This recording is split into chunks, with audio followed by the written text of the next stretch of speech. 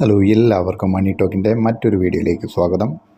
ഇന്ന് നിങ്ങൾ തമ്പനെയിലിൽ കണ്ടതുപോലെ തന്നെ നമ്മുടെ ഫ്യൂച്ചറിൽ നമുക്ക് നഷ്ടം സംഭവിക്കാത്ത, ലാഭം മാത്രം തരുന്ന, ഏതു പ്രതിസന്ധിയിലും നമുക്ക് വരുമാനം ലഭിക്കുന്ന 6 ബിസിനസ് സംരംഭങ്ങളെക്കുറിച്ചാണ്, അല്ലെങ്കിൽ 6 ബിസിനസ് സ്റ്റാർട്ടപ്പുകളെക്കുറിച്ചാണ് ഇന്ന് നമ്മുടെ വീഡിയോയിൽ നമ്മൾ പറയാൻ പോകുന്നത്. അതിനു മുന്നേ നമ്മുടെ ചാനലൊന്ന് സബ്സ്ക്രൈബ് ചെയ്ത് സപ്പോർട്ട് ചെയ്യും. അപ്പം നമുക്ക് നേരിട്ട് വീഡിയോയിലേക്ക് കടക്കാം. ഒന്നാമതായിട്ട്, നമുക്ക് സ്ഥിരമായ വരുമാനം നൽകുന്നതും ഏതു പ്രതിസന്ധി ഘട്ടത്തിലും നമുക്ക് ലാഭം മാത്രം തരുന്നതുമായ ഫ്യൂച്ചറിലേക്കുള്ള ബിസിനസ് സംരംഭമാണ് ഇ കൊമേഴ്സ് എന്ന് പറയുന്ന സംരംഭം, അല്ലെങ്കിൽ ആ ഒരു മേഖല. നിങ്ങളിൽ പലരും കേട്ടിട്ടുണ്ടാവും ഇ കൊമേഴ്സ് എന്ന്. എന്താണ് e commerce? Amazon, Flipkart, Meesho, India Mart, Swiggy, PharmEasy, Zomato, Book My Show, അങ്ങനെ പോകുന്നു ഇ കൊമേഴ്സ് സംരംഭങ്ങൾ. ഇപ്പം നിങ്ങൾക്ക് ഏകദേശം ഒരു ഐഡിയ കിട്ടിയിട്ടുണ്ടാവും അല്ലേ? മറ്റൊന്നുമല്ല, ഓൺലൈനിലൂടെ നമ്മൾ വ്യാപാരം ചെയ്യുന്ന സംരംഭങ്ങളാണ് ഇ കൊമേഴ്സ് വെബ്സൈറ്റ് എന്ന് പറയുന്നത്. വെബ്സൈറ്റുകൾ അല്ലെങ്കിൽ ഇ കൊമേഴ്സ് സംരംഭങ്ങൾ എന്ന് പറയുന്നത് എല്ലാവർക്കും മനസ്സിലാകാനായിട്ട്, നമ്മൾ ഓൺലൈനിലൂടെ വ്യാപാരം ചെയ്യുക, അതിന് വേണ്ടിയിട്ടുള്ള വെബ്സൈറ്റുകൾ, മൊബൈൽ ആപ്ലിക്കേഷൻസ്, ഇവയിലൂടെയൊക്കെ നമ്മൾ വ്യാപാരങ്ങൾ നടത്തുന്നു. അങ്ങനെയുള്ള സംരംഭങ്ങൾ ഫ്യൂച്ചറിൽ കൂടിക്കൂടി വരികയുള്ളൂ, ഭാവിയിൽ കൂടിക്കൂടി വരികയുള്ളൂ. ഒരിക്കലും അത് നിലയ്ക്കത്തില്ല. കാരണം ആളുകൾ ബിസി ലൈഫ് കൂടി വരുന്നു. ആളുകൾക്ക് ഷോപ്പുകളിൽ പോയി പർച്ചേസ് ചെയ്യാനുള്ള സമയം വളരെ കുറയുന്നു. അങ്ങനെ സ്പെൻഡ് ചെയ്യാനായിട്ട് ആളുകളുടെ താല്പര്യം കുറഞ്ഞു വരുന്നു. അവിടെയാണ് ഇ കൊമേഴ്സ് ബിസിനസ്സിൻ്റെ ആവശ്യകത എന്ന് പറയുന്നത്. ഫ്യൂച്ചറിൽ അത് കൂടിക്കൂടി വരികയുള്ളൂ. ഒരിക്കലും നിങ്ങൾക്ക് നഷ്ടം വരില്ല. പണ്ട് ഒരു 10 വർഷം മുന്നേ നിങ്ങൾ ഷോപ്പുകളിൽ പോയായിരുന്നു വാങ്ങിച്ചുകൊണ്ടിരുന്നത്. ഇന്നത്തെ അവസ്ഥയൊന്ന് നോക്കി. ഇന്നും നിങ്ങൾ അന്ന് പോയിക്കൊണ്ടിരുന്ന അത്രയും നിങ്ങൾ ഷോപ്പുകളിൽ പോകാറുണ്ടോ? ഇല്ല. നിങ്ങളുടെ മൊബൈലിലൊന്ന് കുത്തി നിങ്ങൾ ഓർഡർ ചെയ്യും, നിങ്ങൾക്ക് സാധനം വീട്ടിൽ കിട്ടും അല്ലേ? ആ ഒരു ബിസിനസ്സുമായി ബന്ധപ്പെട്ടിട്ടുള്ള, ഇ കൊമേഴ്സുമായി ബന്ധപ്പെട്ടിട്ടുള്ള ബിസിനസ് സംരംഭങ്ങൾ തുടങ്ങുകയാണെങ്കിൽ നിങ്ങൾക്ക് വളരെ അധികം ലാഭം കിട്ടുന്ന, അല്ലെങ്കിൽ വളരെ അധികം പ്രോഫിറ്റ് കിട്ടുന്ന ഒരു മേഖലയാണത്. അപ്പോൾ ഇ കൊമേഴ്സുമായിട്ട് ബന്ധപ്പെട്ട് എന്തൊക്കെ നിങ്ങൾക്ക് തുടങ്ങാൻ സാധിക്കും? എല്ലാ ഓൺലൈൻ ബിസിനസ്സുകളും നിങ്ങൾക്ക് ചെയ്യാം. അതുമായി ബന്ധപ്പെട്ടിട്ടുള്ള ഡെലിവറി സംവിധാനങ്ങൾ, നമ്മൾ ഓർഡർ ചെയ്താൽ മാത്രമേ പോരുള്ളൂ, അത് ഡെലിവറി കൂടെ ചെയ്യണം. അതുമായി ബന്ധപ്പെട്ടിട്ടുള്ള ലോജിസ്റ്റിക്സ്, ഡെലിവറി സംരംഭങ്ങൾ, വെയർ ഹൗസുകൾ, ഇവയൊക്കെ ഇ കൊമേഴ്സുമായി ബന്ധപ്പെട്ട് കിടക്കുകയാണ്. ഇതൊക്കെ നിങ്ങൾക്ക് സ്റ്റാർട്ട് ചെയ്യാവുന്നതാണ്.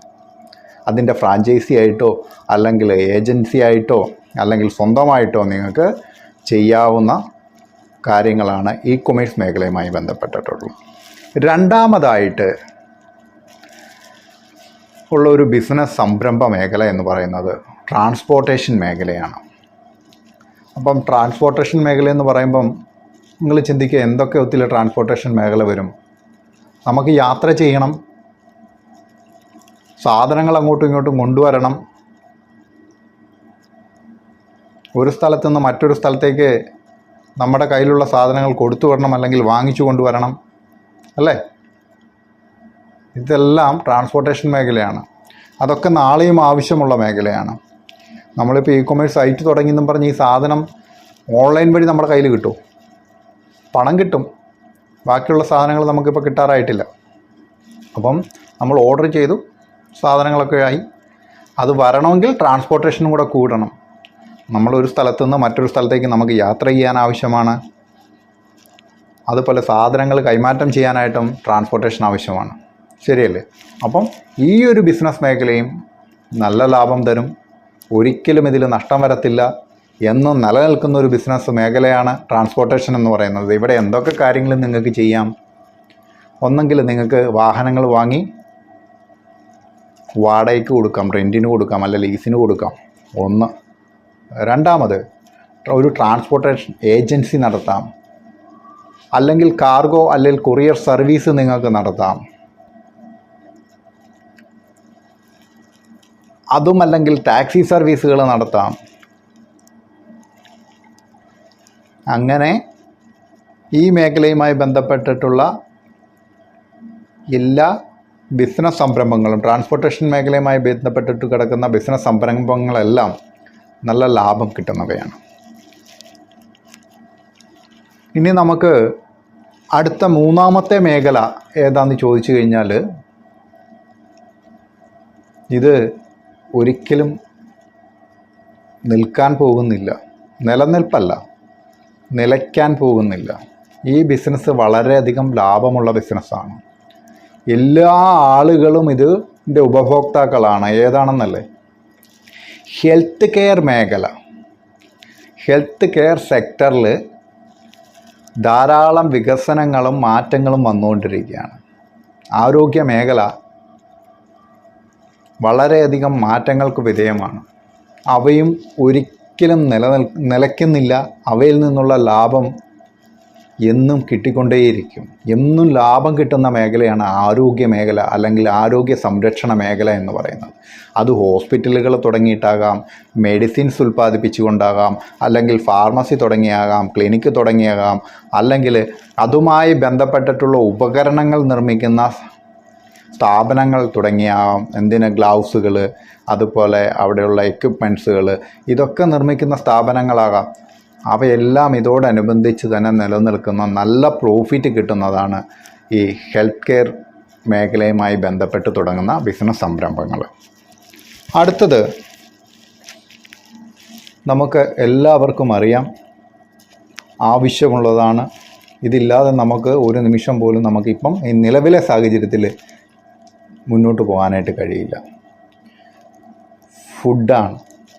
ആഹാരം, ഭക്ഷണം. ആഹാരം നമുക്ക് കൂടിയേ തീരുള്ളൂ. നല്ല ന്യൂട്രീഷ്യസ് ആയിട്ടുള്ള ഫുഡ് നമുക്ക് ആവശ്യമാണ്. അപ്പം ആഹാര മേഖലയുമായി ബന്ധപ്പെട്ടിട്ട്, ഭക്ഷ്യമേഖലയുമായി ബന്ധപ്പെട്ടിട്ടുള്ള എല്ലാ ബിസിനസ് സംരംഭങ്ങളും നിലനിൽക്കും നല്ല രീതിയിൽ ചെയ്യുകയാണെങ്കിൽ. ഇത് സമൂഹത്തിന് ആവശ്യമായിട്ടുള്ള ഒരു മേഖലയാണ്. അതുകൊണ്ട് തന്നെ എന്തൊക്കെ പ്രശ്നങ്ങൾ വന്നു കഴിഞ്ഞാലും ഈ ഒരു മേഖലയ്ക്ക് യാതൊരു പ്രശ്നങ്ങളും അല്ലെങ്കിൽ നഷ്ടവും സംഭവിക്കത്തില്ല, അല്ലെങ്കിൽ ഇത് നശിച്ചു പോകത്തില്ല. കാരണം ഭക്ഷണമില്ലാതെ ആർക്കും ജീവിക്കാൻ സാധിക്കില്ല. അതുകൊണ്ട് ഫുഡ് ഇൻഡസ്ട്രിയുമായി ബന്ധപ്പെട്ടിട്ടുള്ള ധാരാളം മേഖലകളുണ്ട്. അതിലേതിലൊക്കെ നിങ്ങൾക്ക് ബിസിനസ് ചെയ്യാമോ അതൊക്കെ നല്ല രീതിയിൽ നിങ്ങൾ ചെയ്യുകയാണെങ്കിൽ നിങ്ങൾക്ക് വിജയിക്കാൻ സാധിക്കും. എന്തൊക്കെ ചെയ്യാൻ പറ്റും? കൃഷി, ഫാമിങ് ചെയ്യാം. അതുപോലെ തന്നെ ഫ്ലോർ മില്ലുകൾ ചെയ്യാം. ഫുഡ് പ്രോഡക്റ്റുകൾ ഉണ്ടാക്കി വിൽക്കാം. അതുപോലെ വെയർ ഹൗസുകൾ, ഫുഡ് സ്റ്റോർ ചെയ്യാനുള്ള വെയർ ഹൗസുകൾ. പിന്നെന്താണ്? ഫുഡ് പ്രോഡക്റ്റുകൾ, ന്യൂട്രീഷ്യസ് ആയിട്ടുള്ള ഫുഡ് ഐറ്റംസ്. ഇന്നത്തെ കാലത്ത് ആളുകൾക്ക് പലതരത്തിലുള്ള ഫുഡുകൾ കഴിക്കാൻ പാടില്ലാതെയൊക്കെ ഉണ്ട്, ആരോഗ്യ പ്രശ്നങ്ങൾ കാരണം.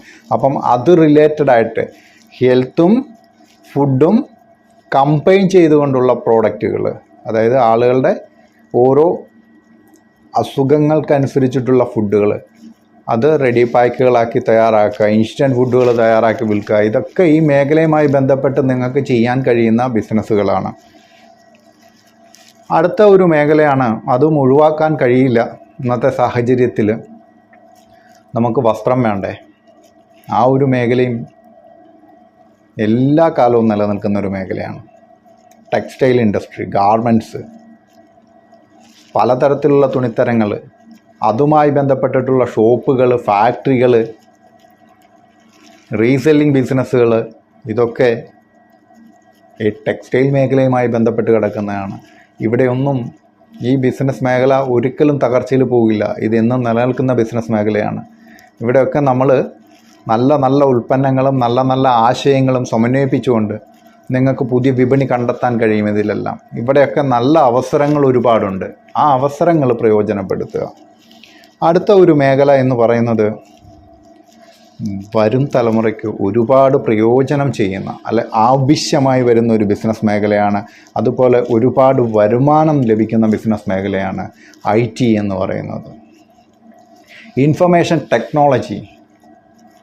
ഇൻഫർമേഷനും ആവശ്യമുണ്ട്, ടെക്നോളജിയും ആവശ്യമുണ്ട്. നിങ്ങളപ്പം പറയും ഇതെന്താണെന്ന്. ഇൻഫർമേഷൻ ടെക്നോളജി ഇത് രണ്ടും ആവശ്യമാണ്. ഇൻഫർമേഷനും വേണം, ടെക്നോളജിയും വേണം. ഇത് രണ്ടും നിലനിൽക്കും.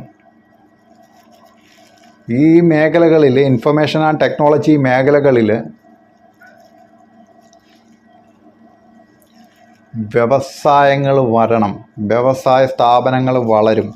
അതിന് യാതൊരു സംശയവുമില്ല. ആ മേഖലയിൽ ഇൻവെസ്റ്റ് ചെയ്യുന്നവർക്ക് നല്ല പ്രോഫിറ്റ് കിട്ടുന്ന ഒരു വ്യവസായ സംരംഭം തന്നെയാണ് ഇൻഫർമേഷൻ ടെക്നോളജി എന്ന് പറയുന്നത്. AI ഒക്കെ ഇപ്പോൾ വന്നിട്ടുണ്ട്. അതൊക്കെ ഇനി കൂടുതൽ സങ്കീർണങ്ങളാവും. കൂടുതൽ ഈസി ആയിട്ട് നമുക്ക് കാര്യങ്ങൾ ചെയ്യാനായിട്ട് സാധിക്കുന്ന ഒരു അവസ്ഥയിലേക്ക് എത്തും. അപ്പോൾ ഇതിൻ്റെയൊക്കെ ആവശ്യകത നമുക്ക് കൂടിക്കൂടി വരും. ഈ മേഖലയിൽ നിങ്ങൾ IT മേഖലയിൽ ഇൻവെസ്റ്റ് ചെയ്യുകയാണെങ്കിൽ നിങ്ങൾക്ക് നല്ല രീതിയിൽ പ്രോഫിറ്റ് കിട്ടും. അതുമായി ബന്ധപ്പെട്ടിട്ടുള്ള ബിസിനസ് മേഖലകളിൽ നിന്ന് നിങ്ങൾക്ക് നല്ല ലാഭം നിങ്ങൾക്ക് പ്രതീക്ഷിക്കാം. അപ്പോൾ നമുക്ക് വീണ്ടും അടുത്ത വീഡിയോയിൽ കാണാം.